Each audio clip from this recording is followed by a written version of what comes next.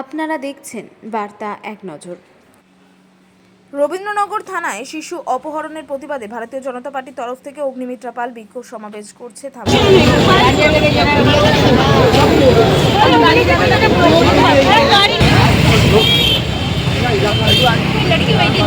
রবীন্দ্রনগর থানার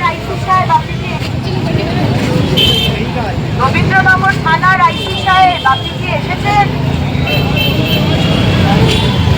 নমস্কার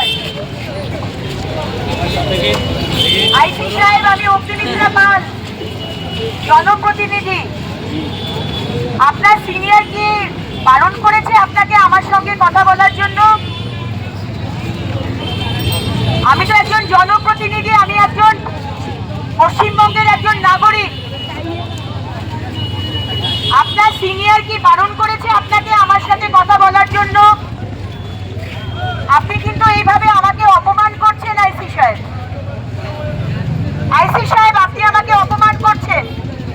আমি আপনার সাথে ফিসফিস করে কোনো কথা বলবো না। এখানে পাবলিক দাঁড়িয়ে আছে। আইসি সাহেব, আমরা জানতে চাই যে 14 বছরের ছেলেটিকে পাওয়া যাচ্ছে না আজকে 11 দিন।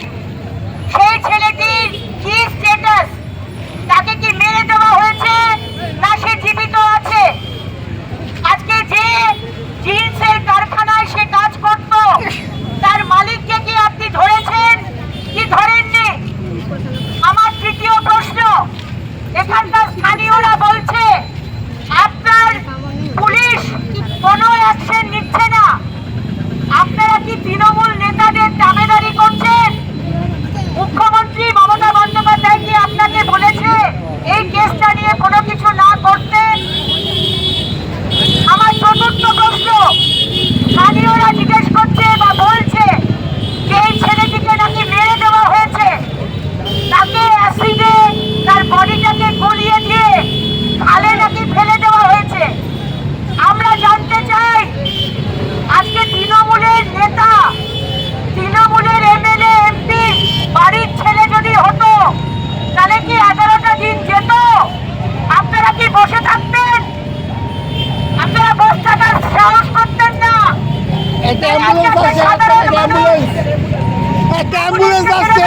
অ্যাম্বুলেন্সটাকে ছেড়ে দাও। অ্যাম্বুলেন্সকে ছেড়ে দাও।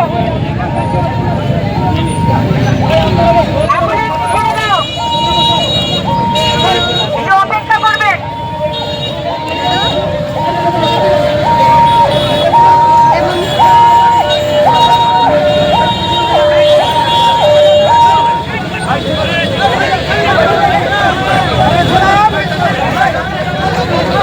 অ্যাম্বুলেন্সকে যেতে দিন।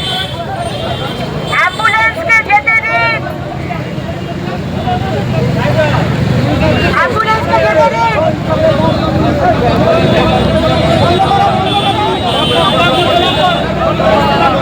অ্যাম্বুলেন্স